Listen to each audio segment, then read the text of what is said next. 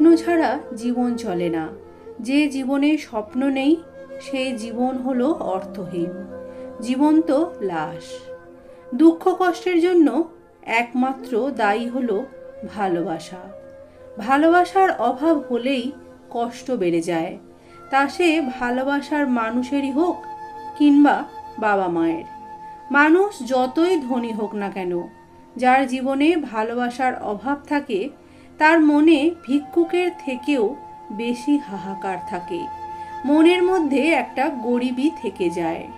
যাকে আপন করতে পারবে না তাকে কখনোই শাসন করতে যেও না, কারণ তোমার শাসনকে সে ভালোবাসা ভেবে তোমার প্রতি দুর্বল হয়ে পড়তে পারে। জোর করে কাউকে ধরে রাখার প্রয়োজন নেই। যে থাকার সে ঠিক থাকবে, আর যে চলে যাওয়ার সে চলে যাবেই। যে তোমাকে খুব ভালোবাসে তাকে কখনো অবহেলা করো না, কারণ সেও একদিন তোমাকে অবহেলা করতে পারে। জীবনে যত আঘাত পাবে ততই কাছের মানুষগুলোকে চিনতে পারবে কে আপন আর কে পর।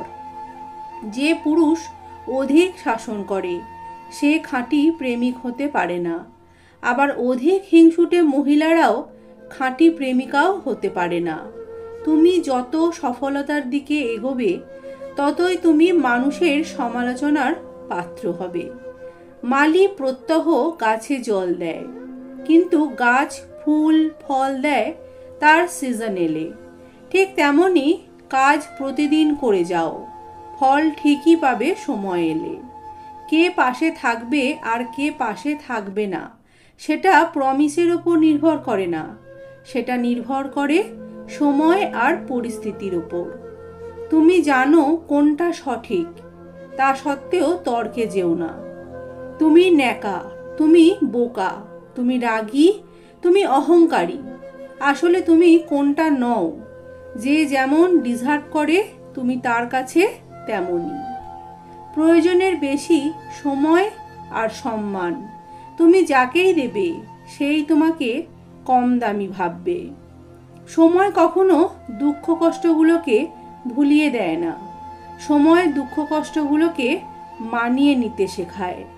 মানুষ বিয়ের আগে প্রেমিক প্রেমিকাকে যতটা ভালোবাসে ততটা যদি বিয়ের পরও বাঁচত তাহলে 90% দম্পতির জীবন সুখের হতো। ভাগ্য বলে কিছুই নেই, যা আছে তা হলো কর্মের ফল, যা প্রত্যেকের চেষ্টা আর ধৈর্যের ওপর গড়ে ওঠে। দূরের প্রেম আর কল্পনার প্রেমে সুখ বেশি হয়, কিন্তু কাছে এলেই বাস্তবতার ভিড়ে 70% প্রেমই ফুরুত হয়ে যায়।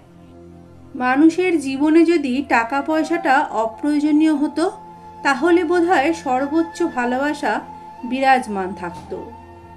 ওর মতো কাউকে পাবে না ভেবে দুঃখ পেয়ে কোনো লাভ আছে কি? তার থেকে সে তোমার মতো কাউকে পাবে না এটা ভেবে মজা নাও। কারণ তুমি হিরে, তোমার সাথে কয়লার পার্থক্য হওয়াটাই কিন্তু স্বাভাবিক।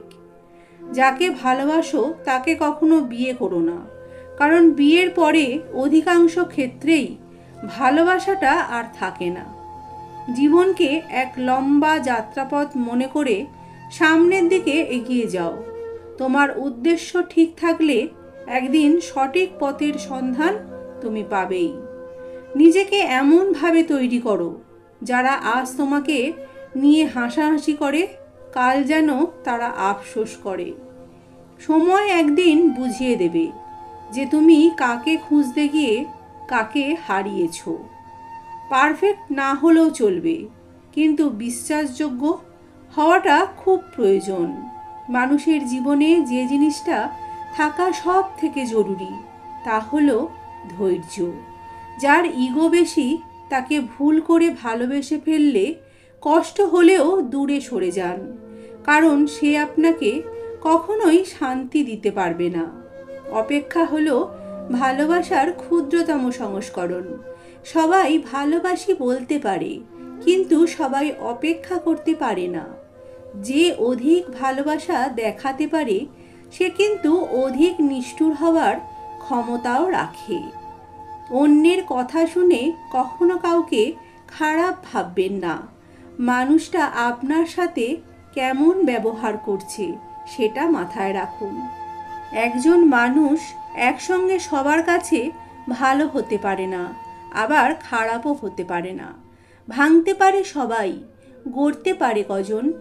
নিন্দা ঠাট্টা সবাই করতে পারে মন খুলে, কিন্তু একইভাবে মন খুলে প্রশংসা করতে পারে কজন।